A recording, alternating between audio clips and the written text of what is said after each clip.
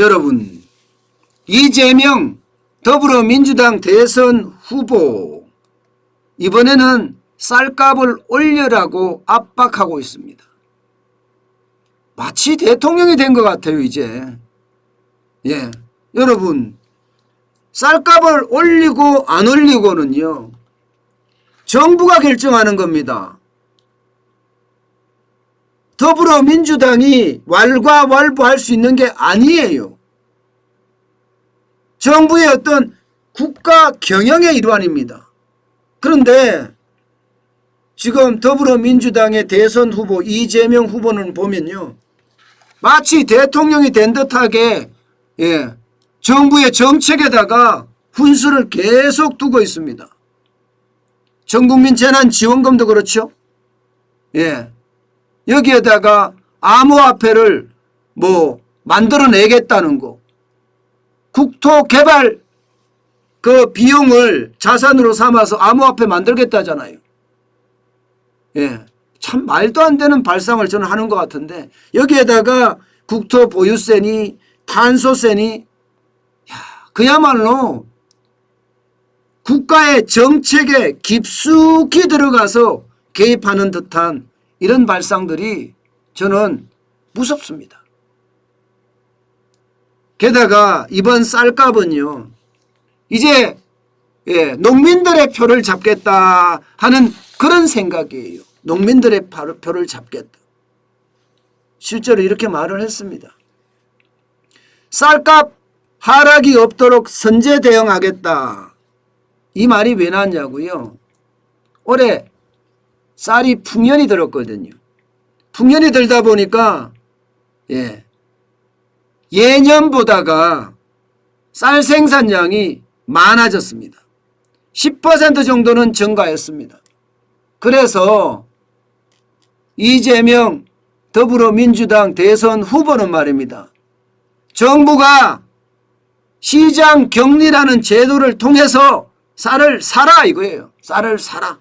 그래서 쌀값 떨어지는 것을 막아라 이런 뜻입니다. 옛날부터 이게 1996년인가 95년인가 제가 정확치는 않은데요. 시장 격리 제도를 정부는 운영을 해왔습니다. 쌀값이 말입니다. 터무니없이 떨어졌을 때 너무 생산량이 많아 터무니없이 떨어졌을 때 여러분 쌀값을 잡기 위해서 정부가 실제로 말입니다. 시장 격리 제도를 통해서 쌀을 사들였습니다. 지금까지 그렇게 쌀을 사들인 거 2번 정도 있었습니다. 여기 보시면 2016년 10월에 쌀값이 32,959원이 갔을 때 쌀을 사들였고요. 2017년 9월에도 마찬가지입니다. 2017년 9월에도 쌀값이 떨어졌을 때 쌀을 사들임으로 해서 말입니다. 시장 격리를 단행한 적이 있습니다. 쌀값이 터무니없이 떨어졌을 때예요.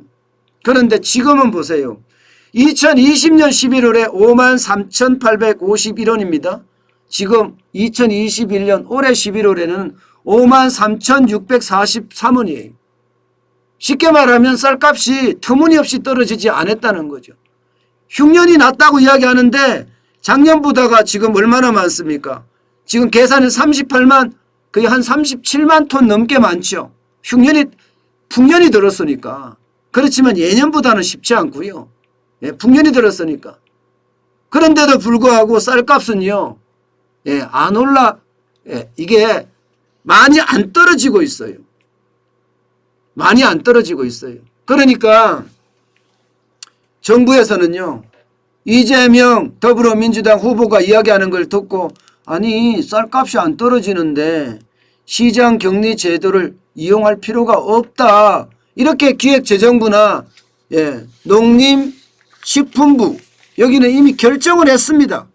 농민축산식품부는 완전히 결정을 했습니다. 시장 격리를 할 상황은 아니다. 이렇게 결론을 내렸어요. 그런데도 불구하고 이재명 더불어민주당 후보는 해라 지금. 쌀값을 올려라. 쉽게 말하면 농민표를 얻겠다. 이런 생각이 농민표를 얻겠다. 저는 이런 걸 보면 진짜 너무한다 생각이 들어요. 이게 당과 말입니다. 정부는 완전히 분리돼야 돼요. 지금은요, 당에서 모든 경제 정책을 쓰는 것 같아요.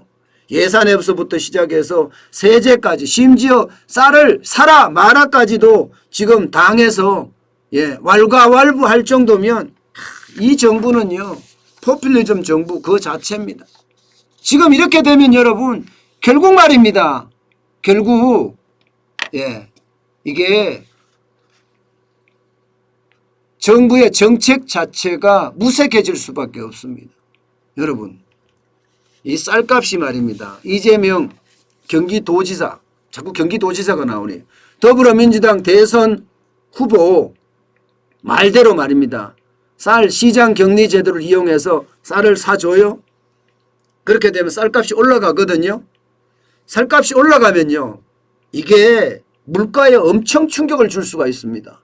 안 그래도 여러분 지금 시장에는요, 인플레이션 이야기 하거든요. 당장 생활 물가만 하더라도 10월에 4.6%까지 올라갔습니다. 4.6%까지. 그런데 쌀값이 만약에 올라가잖아요.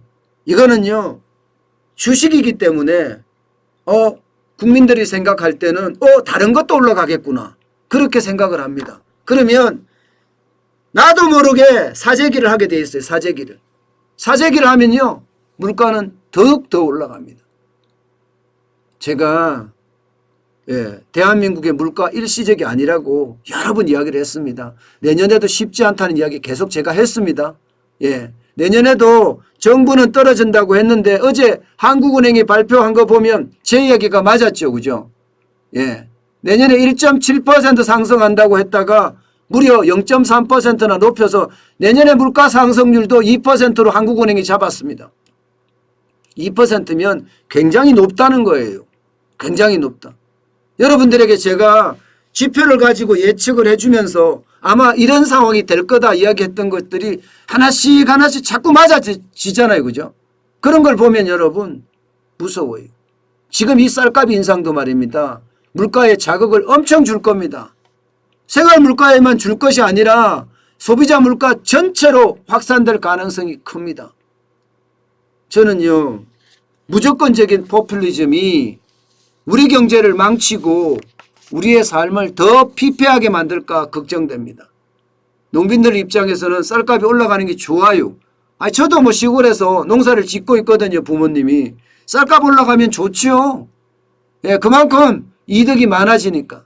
문제는요, 우리는 쌀만 가지고 사는 건 아니잖아요. 또 다른 물건은 사야 되잖아요. 공산품도 사야 되고, 내가 농사 짓지 않는 건 다 또 사서 먹어야 돼요. 그럼 그 비용이 또 올라가기 때문에 결국 말입니다. 결국 쌀값 좀 올리려고 하다가 내 생활 비용은 더 많이 올라간다는 사실. 이런 걸 간과하고 있는 겁니다.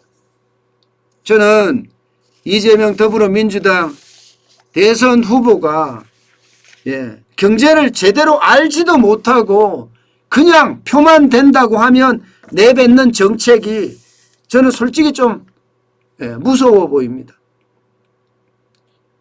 이게 이대로 가면 말입니다. 말한 대로 가면 한두 가지가 문제가 아니에요. 나라가 온전할까, 저는 그런 생각이 들 정도입니다.